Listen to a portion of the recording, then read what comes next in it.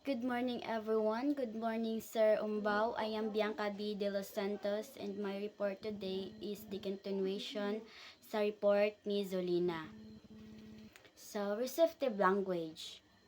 Kinsa gusto mo ba sa receptive language? Okay, thank you.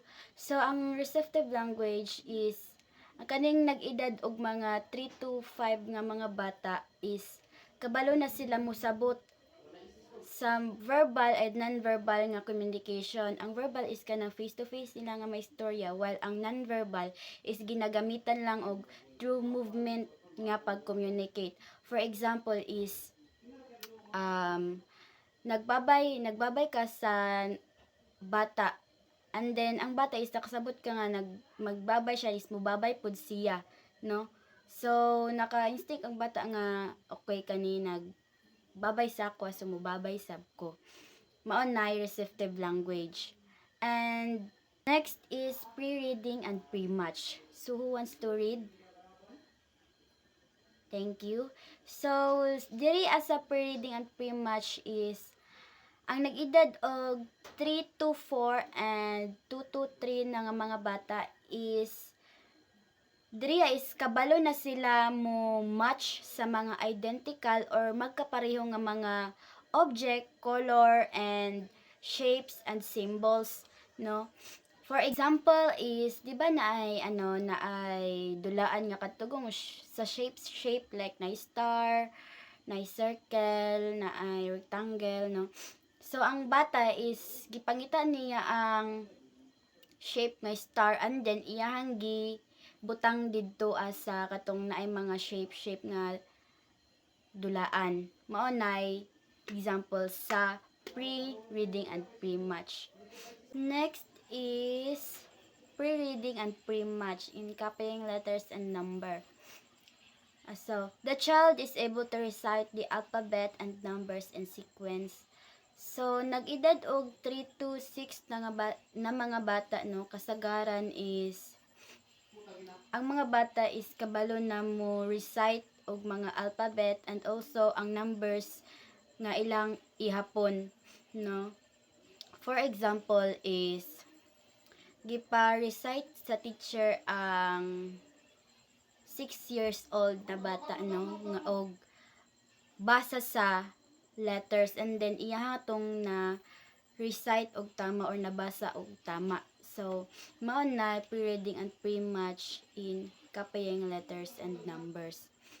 Next is ang cognitive development, attention, and activity level. So, diri sa mga nag-edad og 3 to 6 years old, so diri na nato makita kung unsa kadugay nga kaya niya makakonsentrate sa isa ka butang. Ang iyang attention is dili dali mawala sa kana nga butang. And diri pod sa mga edad is diri na nato makita kung lihukan bang isa ka bata, hilumon, no. For example is ang 6 years old nga bata is tag-eskwela naman gid preschool, no, or grade 1. So ang teacher is naigi pasulat sa ilahan, no, like kanang mga letters, and then ang isa ka bata is dili kaning kuan gid kayo iyang attention sa gipabuhat sa teacher, and then naa siya nakita nga dulaan. So didto wala niya nabuhat tong gipabuhat sa maestra kay iyang attention is nabalhin na didto sa dulaan. So mao na example sa cognitive development, attention, and activity level, no. Dili kayo kuan iyang attention sa isa ka butang. Next is higher order mental abilities in concept formation. So, who wants to read? Okay, thank you. So, diri ang nag-edad og 2 to 5 years old na mga bata is makadevelop na sila mga basic concept, no? Like object constancy, space, time, sa kadaghanon, and ang serration is ma-identify na niya kung asay daghan or gamay ra nga mga butang. And also diri pod is kabalo na sila categorize sa mga materials or kanang magkasunod-sunod nila nga buhaton. So for example is sa baso no, sa baso. Gipa arrange siya sa gamay hantud sa taas no. Maunay higher order mental abilities or kanang concept formation. Next is ang concept order mental abilities in cause and effect relationship. So diri ang bata nga nag-edad og 2 to 4 is kabalo na sila mosabot og mga kanang sanhi ug bunga nga mga relationship no. Or kaning pag na sila'y buhaton naapoy resulta nga mugawas. For example is sa switch kanang sa suga sa switch no. Ang ako ang igagawa na ako ang pagumangkon is ganahan gyud siya mag on off sa switch kay ang suga man pag iyang tuplokon ang on is musiga man ang suga and then iya na pong balikon og off tuplok is mupalo ang suga. So maunay example sa higher order mental abilities in cause and effect relationship. Next is ang episodic memory. So episodic memory. Child is able to recall people he has met, event, and places he has been to. So sa mga nag-edad og 2 to 3 years old nga mga bata is kabalo na sila muila or ma-remember kung sa isa ka lugar is naadtoan na ba nila, sa mga tao nga ilahang na-meet, ilahang mahinumduman. For example is ang isa ka bata is nag-adto sila zoo tong niaging simana iyan ang na-remember kana nga lugara. Another example is ang pag-umangkon kasagaran ba mga bata no kay dili muduol pag dili nila kaila no.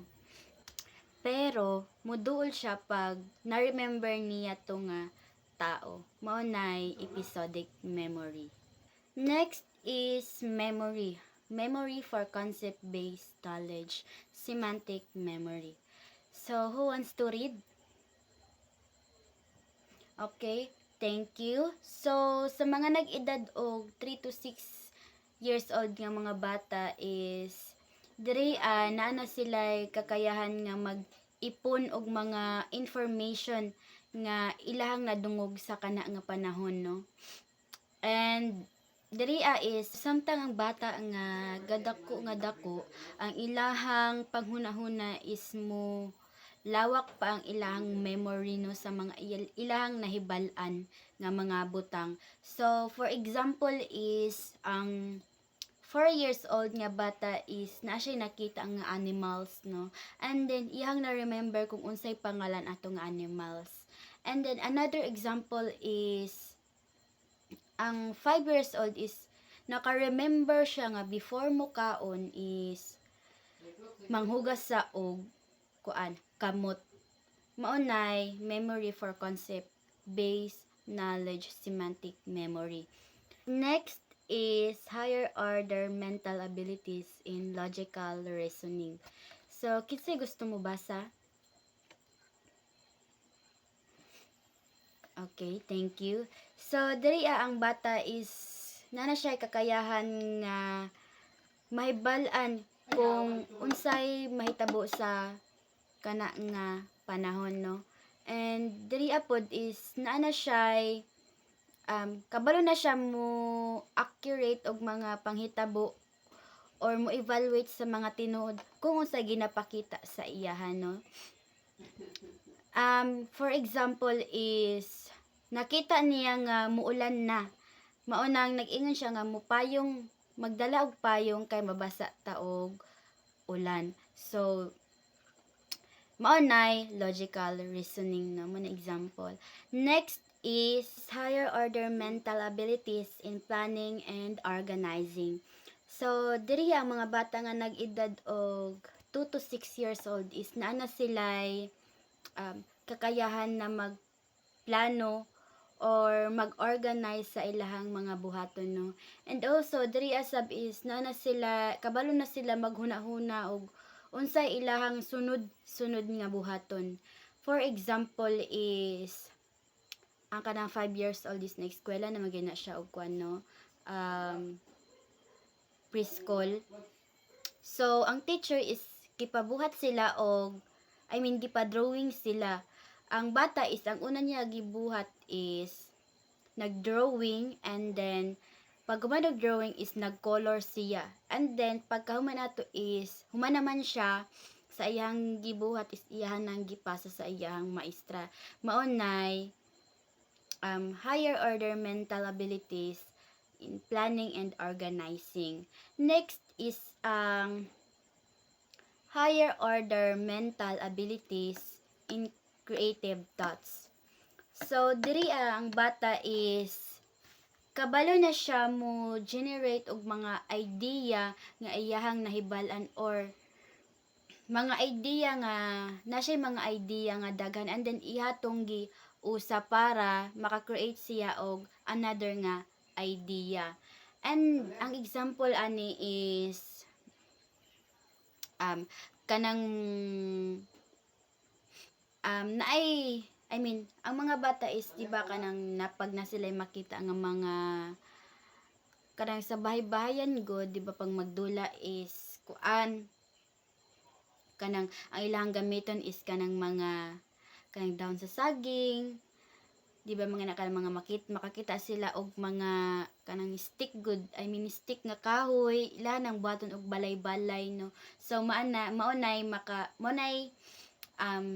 higher order mental in creative thoughts, maka generate sila og idea. So next is higher order mental abilities in cognitive flexibility. So kinsay gusto mo basa diri? Okay, thank you. So diri ang bata is kabalo na siya or na siya kakayahan mo adjust sa isa ka problema, no, or sa isa ka sitwasyon. And diri asab is ang nag-edad og 2 to 3 years old do kasagaran is diri mangita sila paraan para ma-solve nila to ilahang problema. For example, nagdula siya og tarak-tarak or car, and then naguba ang iyahang dulaan. So mao na to'y problema niya, no, gusto niya nakakita man siya og another nga dulaan, which is tarak-tarak yapon siya pero dili na siya guba, is mao na to na solve na yang problem nga imbis nga katuko ba nga iyang dulaan is nakita man siya og bag-o nga dulaan nga dili guba, mao na to iyahang gibuhat nga dulaan. So na solve na iyang problem. So mao toy higher order mental abilities in cognitive flexibility. Kabalo na siya mag-adjust sa mga nahitabo sa iyang palibot. Next is the role of caregiver, parents, and teacher in the cognitive development of preschooler. So, kinsay gusto mo basa? Thank you. So, diri is ang nagi-rule ang parents and teachers sa isa ka bata. Kay sila man ang kibali magmugna sa isa ka bata or kanang sa ilaha magikan ang kanang mga maayo nga butang para ma-adapt sa mga bata, no. And diri is ang bata pag nasa panimalay is ang parents gid ang mag-alaga mag-alaga or magtudlo sa ila og mga maayo nga butang. Pero pag mag-eskwela ng isa ka bata, no, like kanang 5 years old, preschool naman gyud guro na siya na or kinder. So is pag ang teacher is dapat i-accurate niya sa edad ang iyang gitudlo, no. Kung tahay ang bata is nag-edad pa lang og 5 years old. So ang una gyud niya na baton is kanang mga ABCD pa lang yang itudlo. kanang paila-ilahon sa niya og mga letters sa nga na no mao nay rule sa teacher. And then diri asab is dili i-stress ang isa ka bata no, imbis ang bata is ang itudlo pa lang is ABCD, and then ang gitudlo na sa maestra is kanang diretso na basa. So dili nga na no kay pag ang kay maka-stress na siya sa bata no, mawala na siya interest sa mga buhatonon. So next is for 3 years old. So kani dapat ang mga buhaton pag ang nag-edad og 3 years old.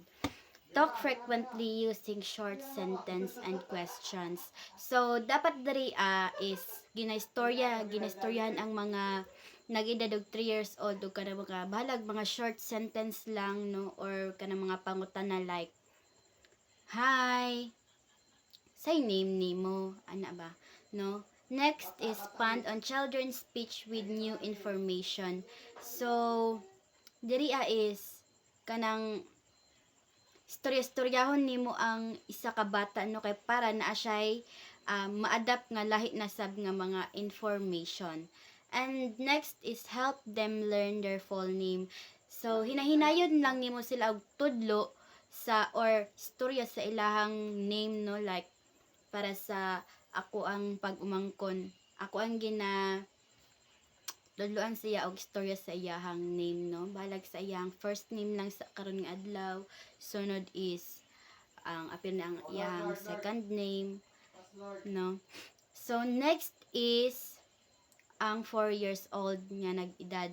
So read daily and provide various reading materials. So diri is dapat tudloan na nato sila magbasa og mga alphabet no, or kanang mag-ihap og mga numbers. Diri dapat ano